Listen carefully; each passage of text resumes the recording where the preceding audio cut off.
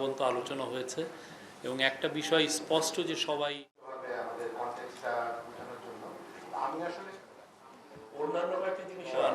Law and order related একটাই chief adviser বারবার বলছেন যে ফেব্রুয়ারির প্রথমার্ধে ইলেকশন হবে এবং এই বিষয়ে আমরা আমাদের সলম কমিটমেন্ট, এখানে এই বিষয়ে আমাদের ফুল কমিটমেন্ট, এটার কোনো ব্যত্যয় হবে না এবং এটা যদি কোনোভাবে এটার কোনো কেউ এটাকে ব্যত্যয় করার চেষ্টা করেন সেটা হবে জাতির জন্য একটা মহা বিপর্যয়। উনি বারবার বলছেন যে ইলেকশন ফেব্রুয়ারির প্রথমার্ধে হবে। ইলেকশনের একটা বড় টেস্ট আমি বলবো যে আপনারা যদিও অনেকে এটাকে ডিসকাউন্ট করছেন, আমরা বলবো যে ডাকসুর ইলেকশনটা একটা বড় টেস্ট ছিল এবং এই টেস্টে আমাদের পার্টিগুলো, আমাদের সুধী সমাজ, আমাদের স্টুডেন্ট শিক্ষার্থীরা সবাই আমরা বলবো যে একটা খুব ফ্লাইং কালার্সে আমরা উত্তরণ করেছি।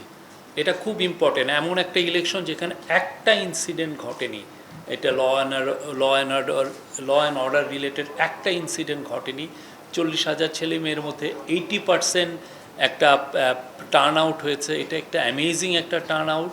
এটা বোঝা যাচ্ছে যে এই যে আমাদের যে যারা ইয়াং ছেলে মেয়ে তারা কতটা আসলে কিনলি ছিলেন এই